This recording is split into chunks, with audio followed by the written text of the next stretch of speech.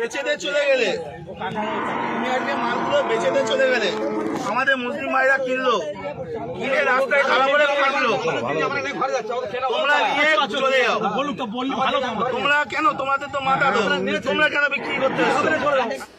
বন্ধুরা, আপনারা ইতিমধ্যে শুনে ফেলেছেন যে পশ্চিমবাংলায় অর্থাৎ আমাদের ভারতবর্ষের পশ্চিমবাংলায় যেখানে এর আগে প্রাক্তন মুখ্যমন্ত্রী মমতা বন্দ্যোপাধ্যায় ছিলেন, আপনারা বাংলাদেশি ভাইদের জন্য আমি বিশেষ করে বলতে চাই, যারা হয়তো বুঝতে পারবেন নাকি পারবেন না, তো তাদের জন্য বলছি যে পশ্চিমবাংলায় যে গরু কুরবানি নিয়ে একটি এখন বর্তমানে সিচুয়েশন চলছে, গরু কুরবানি দেওয়া যাবে না এবং কেউ যদি গরু কুরবানি দেয় তাহলে তার কি সাজা হবে সেটিও ঘোষণা করেছেন বর্তমান মুখ্যমন্ত্রী শুভেন্দু অধিকারী।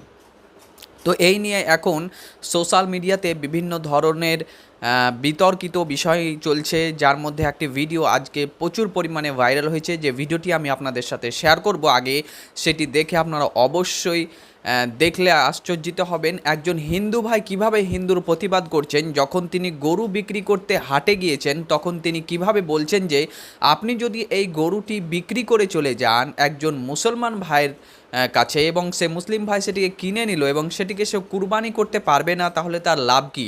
এর জন্য একজন হিন্দু ভাইয়ের প্রতিবাদ করছেন যে আপনি বিক্রি করবেন না। আপনাদের মাতা, আপনাদের যে মা, আপনারা যাকে পুজো পাঠ করেন তাকে কেন বিক্রি করতে এসেছেন?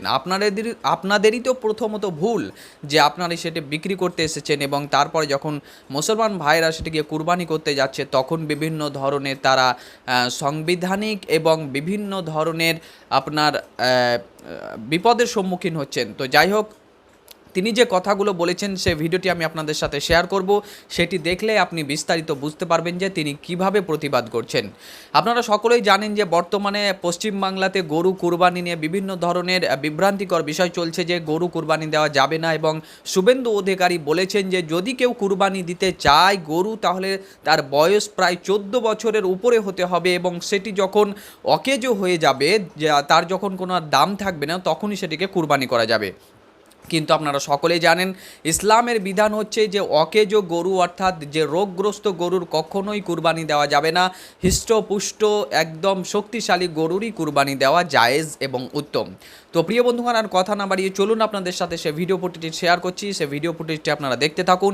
ভিডিওটি ভালো লাগলে অবশ্যই একটি লাইক করবেন এবং জনস্বার্থে বেশি বেশি পরিমাণে শেয়ার করবেন, যাতে করে সকল মুসলিমরা এই ভিডিওটি দেখতে পারে। তুমি আজকে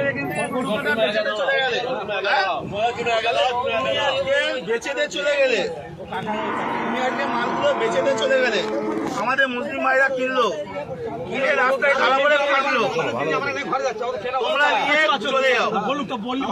তোমরা কেন, তোমাদের তো মাথা, তোমরা কেন বিক্রি করতে আসছো?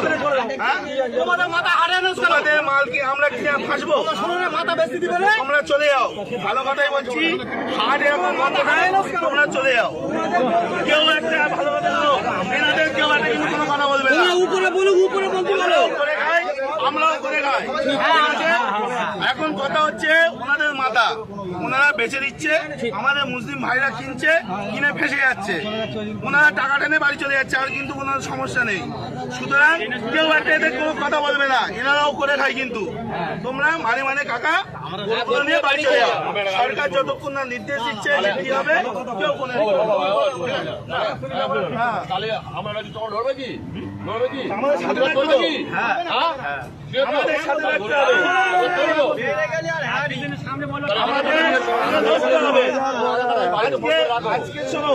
আজকে ভারতবর্ষে এই গরু এক্সপোর্টে ইন্ডিয়ার দ্বিতীয় নম্বরে, আর আমরা আজকে করছি অপরাধ আমরা করে ফেলেছি।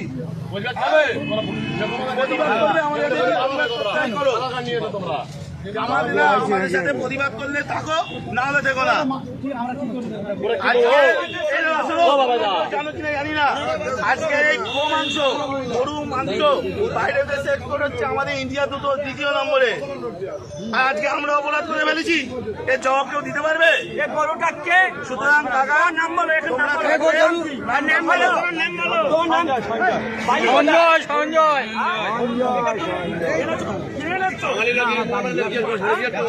14 বছর বয়স হয়েছে, এটা 14 বছর বয়স হয়েছে, তুমি এই কাজটা করলে কেন? তোমার কালকে তো ঘটনা হচ্ছে, আমরা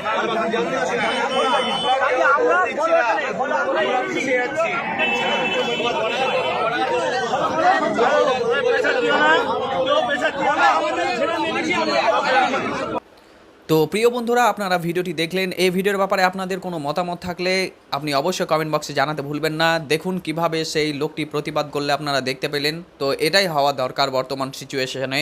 তো এই ভিডিওটির ব্যাপারে আপনার কোনো মূল্যবান মতামত যদি থাকে আপনি অবশ্যই কমেন্ট বক্সে কমেন্ট করুন। ভিডিওটি ভালো লাগলে অবশ্যই একটি লাইক এবং এরকম আরও ইনফরমেটিভ এবং নিত্য নতুন ভিডিও পাওয়ার জন্য চ্যানেলটিকে সাবস্ক্রাইব করুন।